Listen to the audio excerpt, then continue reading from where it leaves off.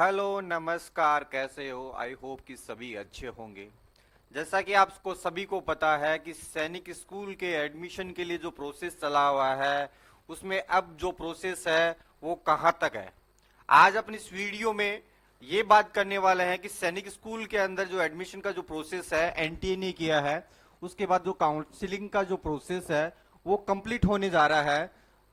तो इस वीडियो में अपन बात करने वाले हैं कि रजिस्ट्रेशन से स्टार्ट से लेके एंड कहां तक जाएगा। एक फ्लो चार्ट बना रखा है एनटीए ने, वो फ्लो चार्ट आपको देखना है क्या है फ्लो चार्ट। और उस फ्लो चार्ट में तीन चार चीजें दिखी हुई हैं, जैसे एक बटन दिया हुआ है एक्सेप्ट का, रिकंसिडर का, होल्ड बटन का। बहुत से कंफ्यूजन है पेरेंट्स को ई काउंसलिंग को लेके, कब होगी ई काउंसलिंग स्टार्ट, कैसे आपको एक्सेप्ट करना है, कैसे आपको रिकंसिडर करना है, या फिर होल्ड का बटन कैसे कब करना है। ये इस वाली वीडियो अपन पूरी बात करने वाले हैं।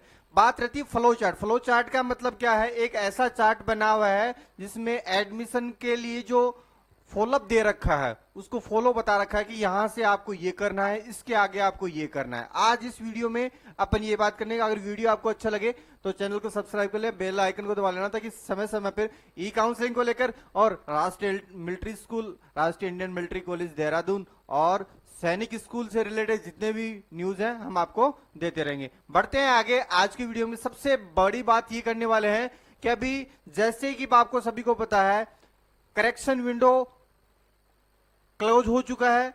इसके बाद अब सेकंड आपका आने वाला है आंसर की। अभी जो आंसर किया था वो प्रोविजनल आंसर की था, अब जो आएगा वो आंसर की क्लेम करने के बाद आएगा, वो फाइनल आंसर की होगा। उससे जो स्कोर बनेगा वही फाइनल स्कोर रहेगा। साथ के साथ आपका स्कोर कार्ड भी आ जाएगा। स्कोर कार्ड के बाद में आपकी ई काउंसलिंग स्टार्ट हो जाएगी। अभी ई काउंसलिंग के अंदर क्या क्या प्रोसेस है वो एक वन स्टेप अपन देखेंगे, ठीक है। बढ़ते हैं आगे। इसको आगे बढ़ाने से पहले मैं आपको स्टेप बाय स्टेप प्रोसेस बता देता हूं। आपको एसओपी ओपन कर लेनी है, ठीक है।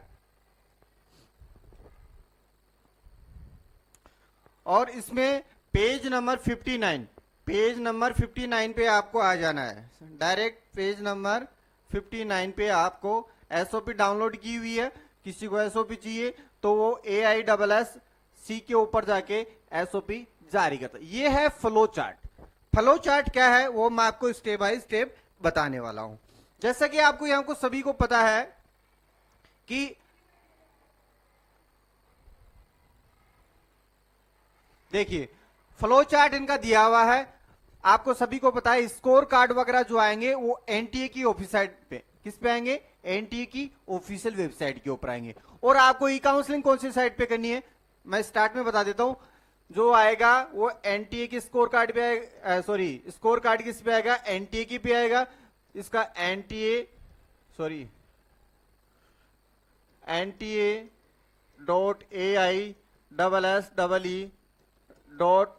AISSEE.इन पे आएगा, ठीक है। और आपको जो काउंसलिंग करनी है वो कौन सी करनी है? काउंसलिंग आपको इस वाली वेबसाइट पे करनी है, AISSEE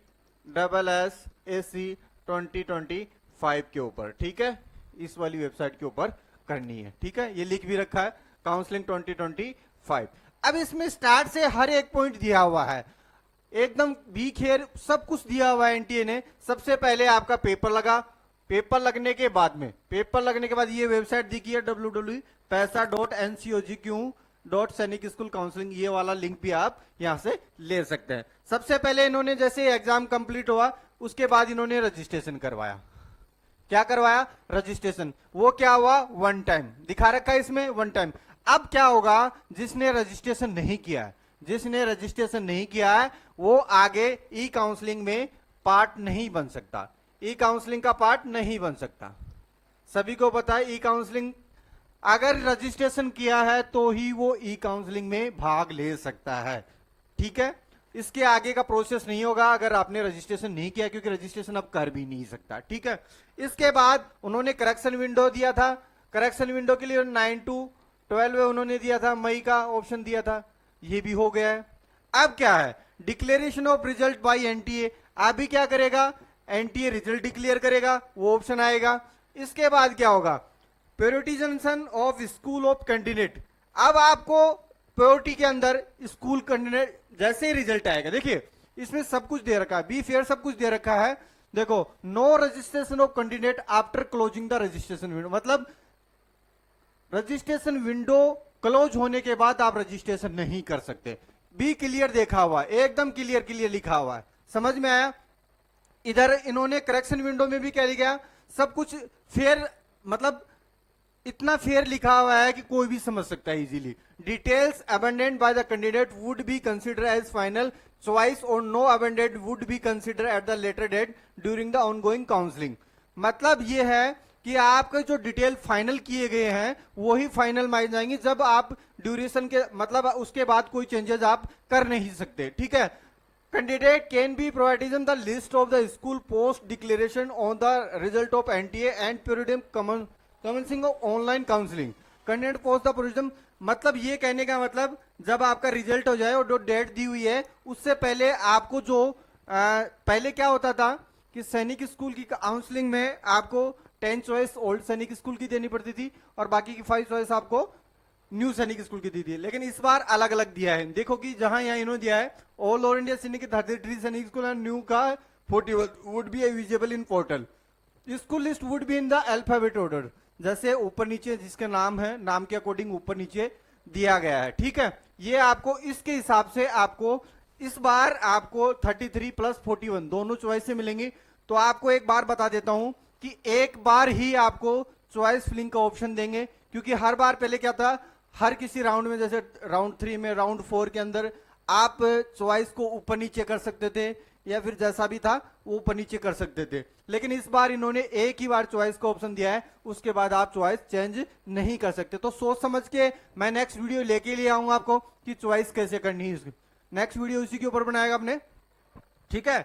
अभी इसमें जो लिखा हुआ है आप उसके अकॉर्डिंग ये लिखा भी है, result by NTA and pure commencement of the online counselling, ठीक है। Candidate post provision the list of the school would not be able to abandon them during the conduct of various round of the, लिखा हुआ है कि आप जो purity देंगे, आप जो सैनिक स्कूलों की लिस्ट को प्योरिटी देंगे वो फाइनल लेके चलें, और काउंसलिंग के दौरान जो कोई राउंड होगा उसमें आप कुछ भी चेंज नहीं कर सकते, लिखा हुआ है, बी के लिए लिखा हुआ है। अब क्या, जैसे आपने 33 सैनिक स्कूल है और ओल्ड सैनिक है 41, उनका आपने कर लिया है। 41 करने के बाद में आप चेंज कर नहीं सकते। इसमें एक पॉइंट बहुत अच्छा लिखा हुआ है, वो आपने शायद देखा नहीं, मैं बताऊंगा आपको। कमेंसिंग द ऑनलाइन काउंसलिंग, जैसे ही ऑनलाइन काउंसलिंग स्टार्ट की तो seat allotment, round wise seat जो अलॉटमेंट होंगी, उसके बाद ऑप्शन कैसे स्टार्ट होंगे, आपको यस करना है। अगर आपका नंबर आ गया है तो आपको यस करना है, और वो उस स्कूल के अंदर 120 एडमिशन अलॉटेड सैनिक स्कूल, तो उसको एक्सेप्ट कर लेना है। अब उसके अंदर अगर यस कर दिया आपने तो आपको जाके स्कूल में जाके रिपोर्ट करना है और आपका एडमिशन लेना है। आप उससे सेटिस्फाई नहीं है, मान लीजिए आप कुंजपुरा डालना चाहते थे, आपका कपूरथला हो गया, तो आप उस वाली कंडीशन में यस ना करें, उस वाली कंडीशन आप में रिकंसिडर करें, ठीक है।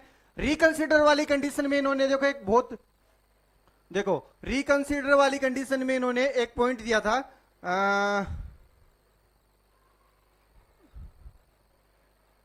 एक पॉइंट दिया था मेरे दिमाग से निकल गया,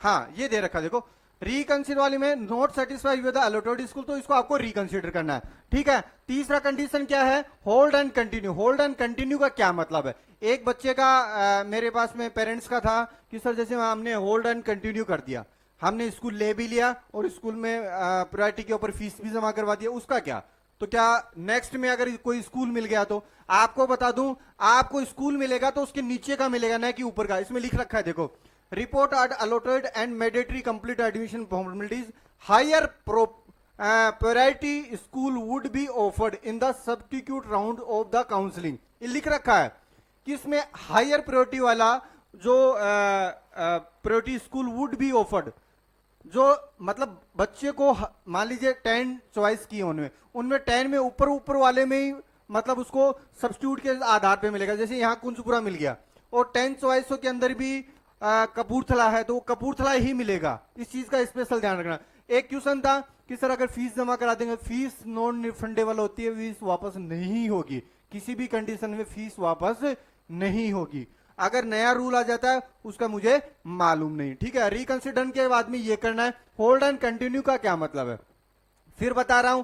एक्सेप्ट का मतलब है आपको एडमिशन लेना ही पड़ेगा। रिकंसिडर का मतलब है आप जो चॉइस से आए हैं और आपका जो सिलेक्शन हुआ है उससे आप सेटिस्फाई नहीं है, उस वाली कंडीशन में हमें रिकंडीशन करना है। और आपका नंबर आ भी गया है और आप उसको लेना भी चाहते हैं और ये भी चाहते हैं कि मैं फर्दर भी काउंसलिंग में हिस्सा बना रहा हूं, तो आपको होल्ड एंड कंटिन्यू करना है। याद रखिएगा ये फाइनल है। एक्सेप्ट का मतलब उसके आगे आप एक्सेप्ट के बाद में आपको कोई ऑप्शन नहीं मिलने वाला। और रिकंसिडर के बाद में, रिकंसिडर का मतलब आपको जो अलॉट हुआ है, आपको जो अलॉट हुआ है वो स्कूल, रिकंसिडर का मतलब वो स्कूल आपने होल्ड नहीं किया है, मेरे को चाहिए ही नहीं वो। जैसे मान लीजिए रिकंसिडर का मतलब ये हुआ, जैसे आपको सैनिक स्कूल कुंजपुरा मिल गया, कुंजपुरा मिल गया लेकिन आप सेटिस्फाई नहीं हो, तो उस वाली कंडीशन में दो ऑप्शन मिलते हैं आपको, hold and continue. Hold and continue का मतलब आप कुंजपुरा एक बार ले लो और वापस आप ई काउंसलिंग में हिस्सा बन जाओ, ताकि आगे मान लीजिए कुंजपुरा से अच्छा स्कूल आपको चित्तौड़गढ़ मिल जाता है, उस वाली कंडीशन के लिए ये है कि आपको चित्तौड़गढ़ चाहिए तो होल्ड एंड कंटिन्यू कर दीजिए, आप कुंजपुरा में भी अपनी सीट रख लीजिए और चित्तौड़गढ़ भी चले जाइए। ठीक है, चित्तौड़गढ़ के लिए भी प्रयास करिए। और रिकंसिडर का मतलब है कि मुझे कुंजपुरा मिला, मुझे नहीं चाहिए, आप मुझे फर्दर और कोई सा प्रोसेस बताइए। आज का ये वीडियो आपके लिए स्पेशल था, इस पॉइंट को आपको स्पेशल ध्यान रखना है, इस वाले पॉइंट को आपको एकदम स्पेशल ध्यान रखना है। कौन से वाले को? इस वाले पॉइंट को आपको ध्यान में रखना है। Higher priority school would be offered in substitute round of counselling which can be selected as one time priority only. One time priority का मतलब यह है आपने जो कर दिया फर्स्ट टाइम में 33 प्लस 41 के हिसाब से, उसके अंदर हायरली जो मतलब ऊपर ही ऊपर जो दिए गए हैं, टॉप 10 में जो दिए गए हैं उनमें से ही आपको सब्स्टिट्यूट के हिसाब से, सब्स्टिट्यूट के हिसाब से वही आपको मिलेगा। आई बात समझ में? लास्ट में इन्होंने दिया in the event of balance and क्या है unutilised vacant left over vacancy single day spot admission offline counselling would be allowed. Last में इस बार सुनने में आ रहा है कि राउंड टू और राउंड 3 दो ही राउंड, मतलब 1, 2 और 3 राउंड या 2 राउंड ही होंगे काउंसलिंग के, उसके बाद ऑफलाइन का प्रोसेस होगा। इस बार लंबा नहीं जाएगा। ठीक है, इस बार लंबा नहीं जाएगा, हो सकता है 3 राउंड या 4 राउंड में, क्योंकि इन्होंने स्टार्ट में इन्होंने दे दिया है 33 प्लस 41 का। तो ये चॉइस आपको किस तरह से फिल करने में नेक्स्ट वीडियो में आपके लिए लेकर आऊंगा। तब तक के लिए जय हिंद, जय भारत।